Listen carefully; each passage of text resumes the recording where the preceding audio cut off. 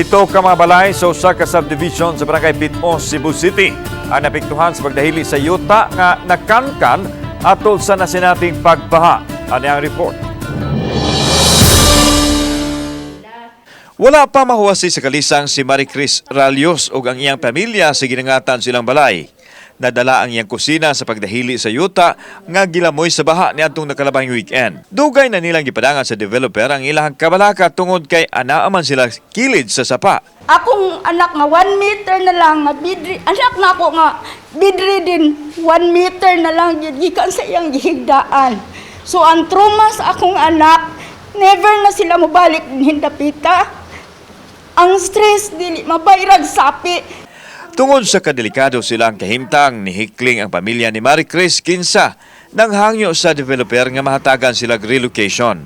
Sa owner sa kamilya nga magpa-relocate me, office sa kamilya diri sa Cebu City, pa-relocate me kay ang akong 14 anyos nga anak hapit maapil. Ang tapad nga balay ni Janet, wa na usab nila kapuy sa kahadlok nga sila ang mosunod nga malusno kung adunay baha. Amo yung gusto sir is nami long term nga kuan ani ba solution ba concrete plan from the developer unsa jud ilahang himuon dili lang band-aid solution. Sa tanaw sa mga residente, humok ang yuta nga gitarukan sa ilang balay. 7 ka mga balay ang anaan ay mutang daplin sa sapa ug ang mga tag-iya ng hinaot nga mahatagan og aksyon ang ilang kahimtang. Samtang niresponde na usab ang developer pinaagi sa pagpatrabaho sa dapit nga nalusno ang yuta. Kasamtangang gihawanan karon ang sapa dinhing dapita aron makaagi gyud ang tubig. Samtang makita nato diri sa atong luyo ang danyos nga gibugna sa uwan sa nakalabay mga adlaw. 7 ka may struktura dinhi ang direktang naapektuhan gyud sa pagdahili sa yuta mugna sa uwan. Gani ang mga residente dinhing dapita nagpanguyawan na nga mopuyo mobalik sa ilahang mga Pinoy-anan sanglit kinabuhi ang nakataya nila niining panghitabo diri sa ilahang dapit.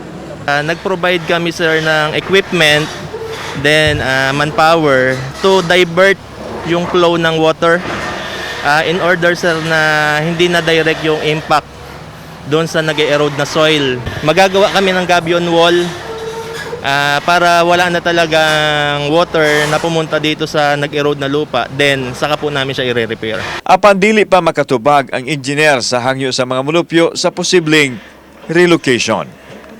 Kauban si Cleofer Lumayag, ako si Alan Domingo. Balitag, Bisdak.